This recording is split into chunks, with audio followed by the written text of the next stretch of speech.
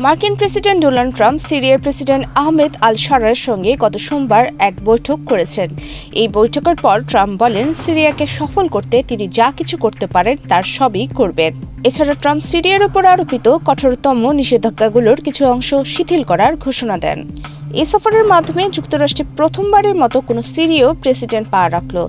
আল-শারা যুক্তরাষ্ট্রের নিষেধাজ্ঞার তালিকায় ছিলেন এবং তার মাথার দাম ধরা হয়েছিল $10 মিলিয়ন। ট্রাম্পের সঙ্গে আল-শারার বৈঠক হয় হোয়াইট হাউসে বন্ধ দরজার আড়ালে। বৈঠকের সময় যুক্তরাষ্ট্রের অর্থ বিভাগ ঘোষণা দেয়, 2019 সালের মানবাধিকার লঙ্ঘনের অভিযোগে সিরিয়ার উপর আরোপিত সিজার স্যাংশন অ্যাক্ট এর প্রয়োগ স্থগিতর মেয়াদ আরও 180 দিন বাড়ানো হয়েছে। তবে এই আইন পদ্মা সেতু, মেট্রো রেল এবং এলিভেটেড এক্সপ্রেসওয়ে নির্মাণের গর্বিত অংশীদার বসুন্ধরা সিমেন্ট। তবে এই আইন পুরোপুরি বাতিল করতে হলে কংগ্রেসের অনুমোদন প্রয়োজন। আল-শারার অতীতের বিতর্কিত ইতিহাসের প্রসঙ্গ টেনে ট্রাম্প বলেন, আমাদের সবারই কঠিন অতীত ছিল। এই সফরকে ট্রাম্প প্রশাসন মধ্যপ্রাচ্য নীতির বড় একটি পরিবর্তন হিসেবে দেখছে। 43 বছর বয়সী আল-শারা গত বছর ডিসেম্বরের 8 তারিখ ইসলামপন্থী যোদ্ধাদের নিয়ে দ্রুত এক অভিযানে দীর্ঘদিনের স্বৈরশাসক বাশার আল-আসাদকে ক্ষমতাচ্যুত করেন। আল-শারা ক্ষমতা আসার পর থেকেই সিরিয়া আসাদের পুরনো মিত্র ইরান ও রাশিয়া থেকে দূরে সরে তুরস্ক, উপসাগরীয় দেশ ও যুক্তরাষ্ট্রের দিকে ঝুঁকছে। ট্রাম্প প্রশাসনের কর্মকর্তারা জানিয়েছে, যুক্তরাষ্ট্র সিরিয়া ও ইসরায়েলের মধ্যে একটি নিরাপত্তা চুক্তি নিয়ে মধ্যস্থতা করেছে।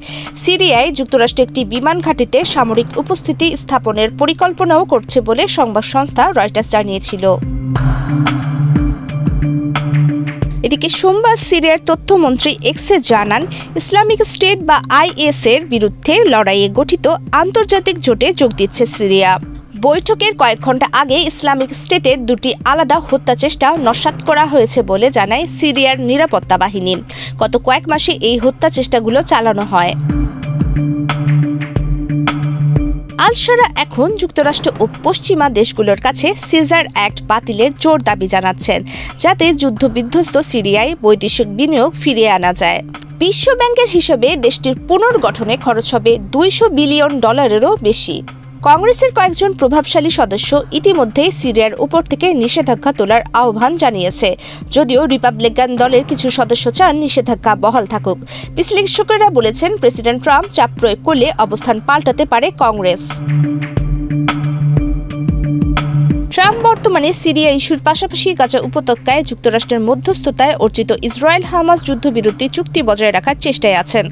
তার 20 দফা শান্তি পরিকল্পনার অংশ হিসেবে মধ্যপ্রাচ্যের স্থিতিশীলতা এখন প্রশাসনের অগ্রাধিকার। আল-শারার ব্যক্তিগত জীবন তার দেশের মতোই নাটকীয়। 2003 সালে ইরাকে মার্কিন আগ্রাসনের সময় তিনি আল-কায়েদায় যোগ দেন। পরে যুক্তরাষ্ট্রের কারাগারে বন্দী থাকেন কয়েক বছর। 2013 সালে যুক্তরাষ্ট্র তাকে বিশ্ব সন্ত্রাসী হিসেবে তালিকাভুক্ত করে। তখন তার নাম ছিল আবু মোহাম্মদ আল-জোলানি। 2016 সালে তিনি আনুষ্ঠানিকভাবে আল-কায়েদা থেকে সম্পর্ক ছিন্ন করেন এবং সিরিয়ার উত্তর-পশ্চিমে প্রভাব বিস্তার করেন।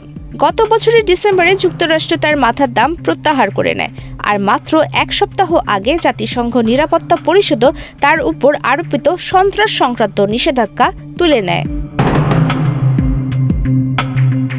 প্রমিতি কিবরিয়া ইসলাম, বাংলাদেশ প্রতিদিন।